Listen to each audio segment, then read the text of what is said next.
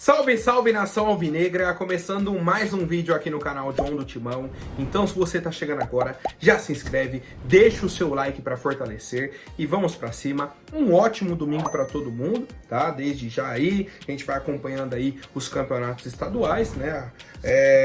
Por todo o nosso Brasil. Tivemos aí o Paulistão, tem Carioca, tem todos os campeonatos estaduais. A gente vai acompanhando apenas pela TV e pensando, obviamente, no retorno do Corinthians já no mês de abril.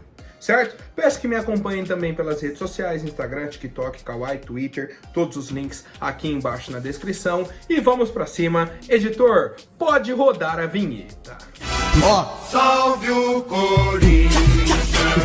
Bom, família, já gostaria de apresentar para vocês a Mais Ágil, parceira aqui do canal John do Timão. Para você que quer fazer a antecipação do seu FGTS, entre em contato, tá? Tem o telefone aqui no banner, tem o link na descrição também. Você manda lá, ó, vim aqui pelo John do Timão, certo? Quero fazer a antecipação aí do meu FGTS para dar entrada num carro, numa casa, comprar um apartamento, fazer uma viagem. Não importa qual seja a sua necessidade, o seu desejo ali, a Mais Ágil é a solução simples e tranquila, né? E confiável também, né, família? Indicação aí do John para vocês. Então vamos para cima. Temos já algumas novidades, tá? Sobre a equipe do Corinthians. Primeiro vamos falar aqui sobre os jogadores, né? Que estão lesionados. Tá? Então o Corinthians, já no retorno em abril, terá 5 reforços. 5 reforços. E não estou falando de contratações, né? Inclusive ontem a gente comentou sobre contratações, sobre posições, né? Que o Corinthians estava carente. E temos aqui 5 jogadores que a programação é que estejam à disposição do técnico Antônio Oliveira em abril. Primeiro deles é o volante Maicon, né, o que se machucou aí recentemente no jogo contra o São Bernardo. No aquecimento, né, ele sentiu um desconforto muscular na coxa direita, foi cortado da partida e já iniciou o tratamento de recuperação.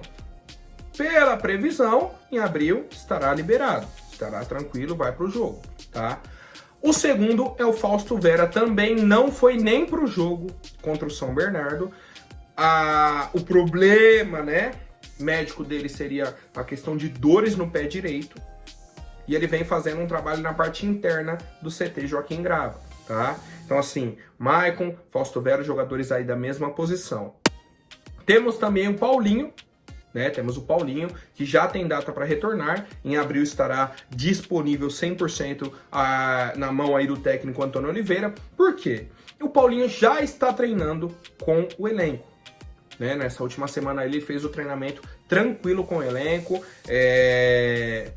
não ficou restrito a nenhuma atividade, né? Participou de tudo e tudo mais. Existia até uma expectativa de que ele fosse relacionado para o jogo contra o São Bernardo ou não. Acabou não sendo relacionado, né? Uma escolha aí da comissão técnica, tá? Mas se precisasse ele estaria disponível. Tá? Então ele vai fazer aí mais essas 3 semanas de treinamento junto com o elenco e em abril segue disponível ao técnico Antônio Oliveira. Então já teremos 3 volantes novamente à disposição aí do treinador.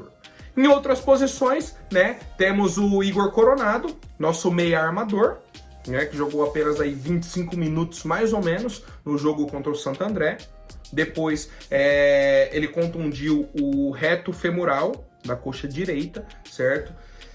Ele já vinha fazendo trabalhos específicos no campo, ainda não havia treinado novamente com o elenco, mas já estava fazendo essa transição para o campo. E aí, obviamente, a expectativa é que em abril já esteja aí disponível, né? Provavelmente na próxima semana já inicia aí os treinamentos com o elenco, né? E aí, a partir disso, esteja liberado. E por fim, o Palácios, né? Que está na fase final ali da transição, da artroscopia que ele fez no joelho. É uma programação parecida, né, com a do Igor Coronado, de que já está treinando no campo, ainda não com os companheiros, mas já está treinando no campo, né? E aí a expectativa é que, pô, em 3 semanas esteja, obviamente, né, liberado para jogar o jogo da Sul-Americana. O sorteio acontece amanhã, né, como eu disse para vocês, e a gente segue acompanhando as novidades. Certo, família? Vamos aqui para mais algumas atualizações sobre a situação do Corinthians. O Ranieri concedeu uma entrevista aí pós-jogo, né, depois da partida contra o São Bernardo. E eu achei interessante, então achei bem interessante o que o Ranieri falou. Vou trazer a fala aqui para vocês, ó. Todo mundo que está aqui merece estar. Só isso não vale. O Antônio repete que quando a gente iguala na entrega contra o adversário, sobressai na técnica. E vamos ter vantagem nisso. Algo inegociável é ter esse padrão de jogo, brigar o jogo todo, e quando soubermos igualar nosso futebol, o nosso futebol vai sobressair, tá? O que mudou é que temos um padrão de jogo, algumas ideias que batem com as peças que a gente tem, e o nosso elenco é muito qualificado. Ranieri, eu quero até complementar algo que você disse, que hoje o padrão de jogo bate com as peças do elenco e com o perfil do Corinthians. O Corinthians é o time guerreiro. O Corinthians é o time que não desiste. O Corinthians é o time que se entrega dentro de campo. E a gente, como torcedor, não via isso, né? Fazia tempo que a gente não via isso. Hoje, parece que o Antônio Oliveira entendeu e está tentando passar isso para o elenco. Tivemos uma mudança de postura muito grande dentro do Corinthians. Muito grande. E, como torcedor, o que a gente pede é que isso melhore cada vez mais. Vocês entendam o que é o Corinthians e nos representem dentro de campo. E aí, volta no que você mesmo disse. A partir do momento que o Corinthians tiver vontade, tiver raça, tiver entrega, aí sobressai a técnica, aí sobressai o futebol. Aí vocês vão conseguir os resultados. Tá? Vão ganhar todos os títulos? Óbvio que não. Mas vai ser um time competitivo. O Corinthians faz tempo que não tem um time competitivo. Esse é o sentimento do torcedor, tá? Faz tempo que não temos um time competitivo. Vou falar aqui. Ano passado o Corinthians chegou em semifinal de Copa do Brasil e da Sul-Americana. E o nosso time não era competitivo. Ponto. Na Copa do Brasil, avançamos em todas as fases e nos pênaltis. Mesmo contra o Remo, contra o América Mineiro, contra o Atlético Mineiro. Contra o São Paulo fomos eliminados. Na Sul-Americana, foi até mais tranquilo, passou pelo Universitário, News Old Boys foi relativamente tranquilo também. Aí pegamos o Estudiantes. Meu Deus do céu, aquele jogo contra o Estudiantes foram 4 ou 5 bolas na trave. Então assim, não tínhamos um time competitivo, a gente estava avançando. Só que não estava convencendo. A gente sabia que na hora H o time não ia sustentar, como não sustentou. A gente acredita como torcedor, apoia, incentiva. Eu, inclusive, estive no jogo lá na Arena contra o São Paulo, contra o Fortaleza. Vencemos, né, contra o São Paulo, empatamos contra o Fortaleza, mas não foi o suficiente. Tá? Então, assim, o que a gente pede pro time e pro Antônio Oliveira é um time competitivo. É um time que se entregue dentro de campo e eu quero a opinião do torcedor. Bom, família, agora algumas atualizações importantes, tá? O Pacaembu iniciou a instalação do novo gramado, né? Uma grama sintética com uma nova tecnologia, num valor aí de mais de 6 milhões de reais. O novo nome agora, se eu não me engano, é Mercado Livre Arena Pacaembu. A nova capacidade é para 26 mil pessoas, né? Porque retiraram o tobogã. E o Pacaembu é um estádio emblemático para os clubes paulistas, principalmente na história recente para o Corinthians, pelas conquistas e tudo mais, né? Pela história que construímos aí mais recente, no fim ali do uso do Pacaembu, certo?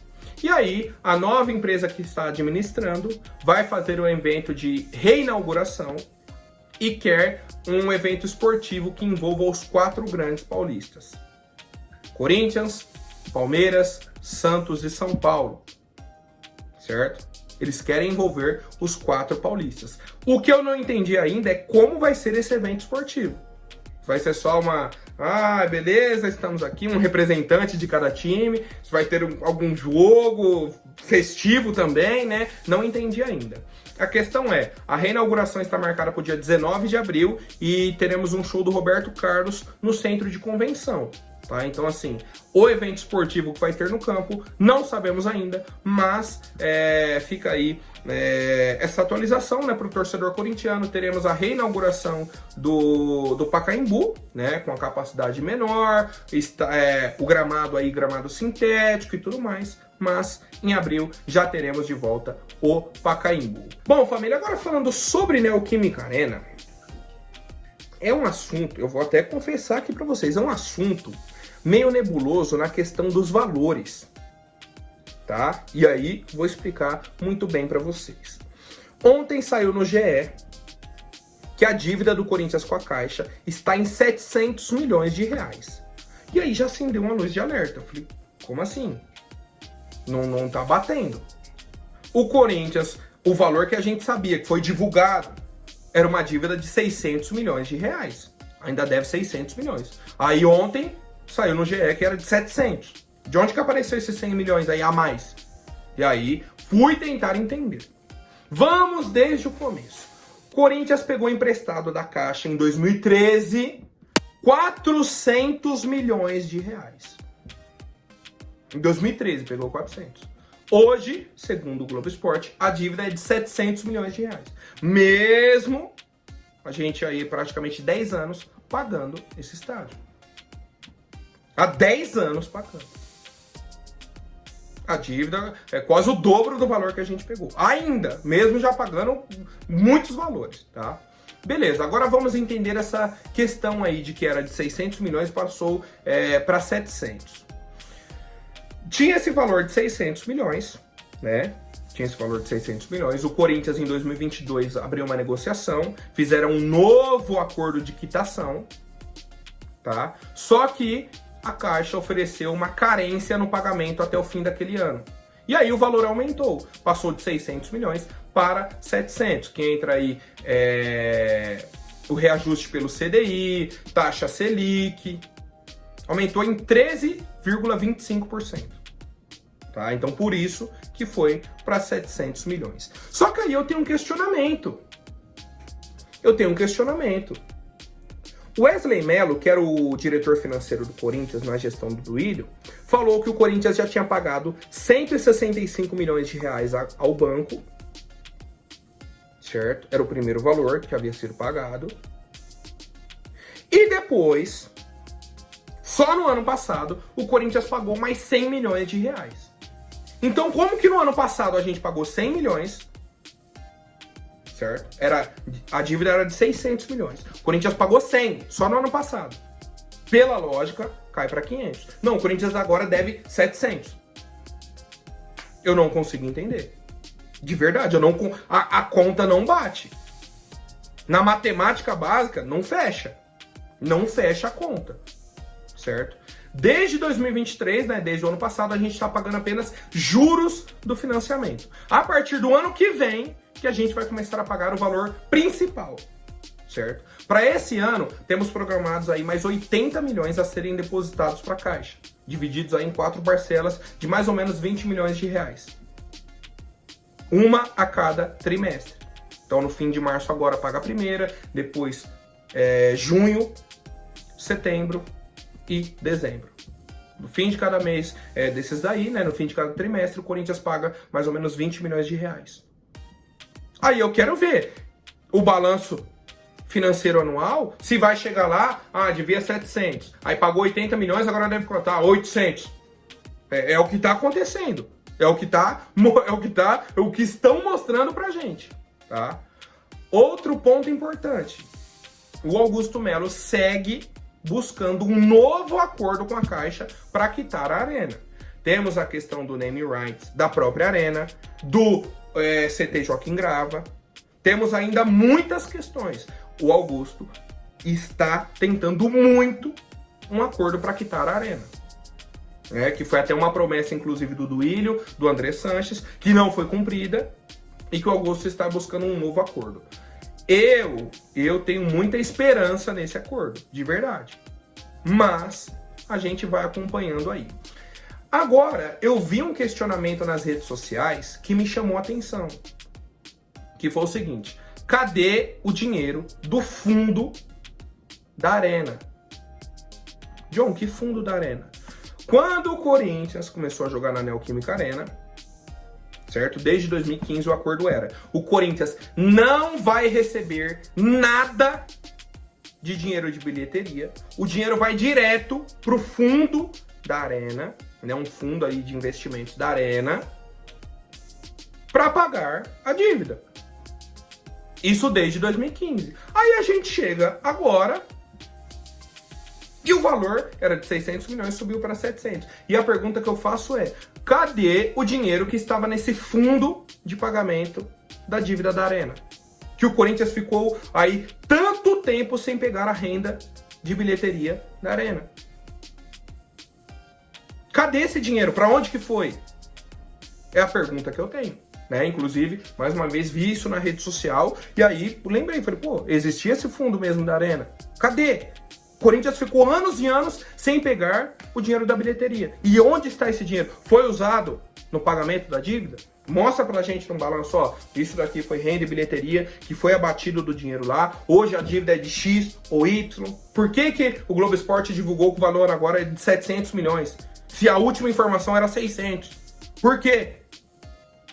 São, né, as dúvidas do torcedor corintiano e eu quero saber a opinião de vocês, família. Bom, agora falando sobre algumas situações que tivemos aí na janela, né, de transferência do início do ano, o Augusto explicou um pouco sobre algumas contratações que fecharam com o Corinthians, mas aí na hora H não fecharam, né? Fecharam um acordo, mas aí depois pularam fora, tá? O primeiro deles era o volante Caio Alexandre, né? Ele falou, ó, a gente chegou a um acordo pelo atleta com o Fortaleza, fechamos aí um acordo e tudo mais, tava pro Caio Alexandre vir pro Corinthians, só que na hora H, o Bahia chegou com uma proposta maior, o Fortaleza aceitou a proposta do Bahia e o Caio Alexandre falou, ó, tô indo pro Bahia, certo? Ele trocou o Corinthians pelo Bahia, simples. E aí tem a questão envolvendo dinheiro pro próprio Fortaleza, ele deve ter recebido uma proposta salarial melhor, um protagonismo dentro do Bahia, escolha do atleta, beleza. O segundo deles foi o Soteldo, tá? O Augusto falou, ó, eu fechei com o Soteldo alinhou com o Corinthians, salário, tempo de contrato, tava tudo certo, luvas, tava certinho. O Santos estava de mãos atadas, não tinha muito o que fazer, só que também na hora H, o Grêmio entrou na parada. E o Corinthians ia comprar o Soteldo, tá? O Grêmio chegou com uma proposta de empréstimo. O Santos preferiu emprestar o Soteldo ao Grêmio do que vender o Soteldo para um rival, tá? Por isso que eu até comentei com vocês essa semana. Acho muito difícil o Santos negociar o zagueiro Joaquim com o Corinthians. Por quê? O Corinthians é rival do Santos. Ou eles vão enfiar a faca no valor, né? Vão querer um valor exorbitante pro Corinthians. Ou simplesmente não vão negociar, tá? Então, duas atualizações aí que a gente comentou muito, né, no início do ano. Aí tem torcedor que chega e fala, mas nem tinha nada, já fechou, o Soteldo nem tinha nada. O Augusto veio, eu tinha um acordo com o atleta, ele aceitou jogar no Corinthians. Só que na hora H, chegou a proposta do Grêmio. Aí o Santos preferiu emprestar o atleta do que vender, tá? Então o Santos perdeu dinheiro, mas não reforçou um rival. Certo, família? Agora, rapidinho, antes da última notícia, vou pedir para quem não for inscrito, se inscreva aí embaixo e já deixem um like para fortalecer a atualização sobre a questão aí de patrocínio, né, de material esportivo do Corinthians. Ontem trouxe a informação que a Puma estava interessada em patrocinar o Corinthians e tudo mais, que seria uma mudança grande, né, o Corinthians depois de tanto tempo aí com a Nike. E a informação da página Timão 24 Horas é a seguinte: a Nike já viu esse movimento e aí até se ajeitou na cadeira. Falou, opa, calma aí, Corinthians, vamos retomar as conversas aqui, vamos conversar novamente. E aí, a princípio, a nova proposta da Nike seria de pagar 60 milhões de reais por ano ao Corinthians. Antes pagava 30, né? O acordo atual é de 30 milhões. E aí subiria para 60 milhões no ano. E existe uma questão aí de 80 milhões de reais em bônus. E aí eu não consegui entender se esses bônus seriam já na assinatura do contrato ou se seriam diluídos nesse tempo de contrato, tá? E aí qual que é a questão? A Nike queria fechar com o Corinthians por mais 10 anos, então renovaria até 2034. A princípio eu bati o olho, eu falei, opa, bacana. Só que passou um tempo, eu falei, não sei. Não sei por quê. Se você fecha um acordo nesse valor agora, vão passar 2, 3 anos, a gente vai falar, nossa, esse valor tá baixo. Só que aí você tem ainda 7, 8 anos de contrato. O que eu acho que o Corinthians poderia fazer? Vamos fechar em 60 milhões por ano, tem os bônus, né? Por exemplo, o bônus da assinatura, e a gente coloca uma cláusula. Todo fim de ano, se o Corinthians alcançar algumas metas, esse valor sobe. A meta pode ser, sei lá, chegar até tal fase de algumas competições, Copa do Brasil, Libertadores, tal colocação no Brasileirão, ganhar algum título. Pode colocar algumas metas. Se o Corinthians for alcançando isso, vai aumentando esse valor, tá? E aí, ou então, todo fim de ano a gente renegocia o valor, entende? Se o valor tá fazendo sentido, se não tá baixo, ou se tá alto, negocia, tá? Por quê? Para não ficar amarrado em um contrato de 10 anos, que foi o que a gente ficou. Que é o que existe hoje no Corinthians, um contrato que acaba no fim do ano, teria uma renovação automática até 2029, e aí o Corinthians já falou, esquece a renovação automática, vamos rever os valores, tá? Então a Nike já se movimentou também e o Corinthians está negociando esse novo contrato. Tem a Puma correndo por fora, eu acho que o Corinthians pode até ouvir a proposta da Puma, para entender ali valores, projeto e tudo mais, e a Nike é obviamente a prioridade do Corinthians, né? Até pelo Corinthians ser o único time patrocinado pela Nike no Brasil, a Nike estaria, né, disposta a subir esse valor, então acho que vale a pena essa negociação e eu quero a opinião do torcedor. Certo, família? Por hoje é isso. Amanhã eu volto com mais novidades sobre o nosso Coringão. Até mais, um forte abraço e vai Corinthians!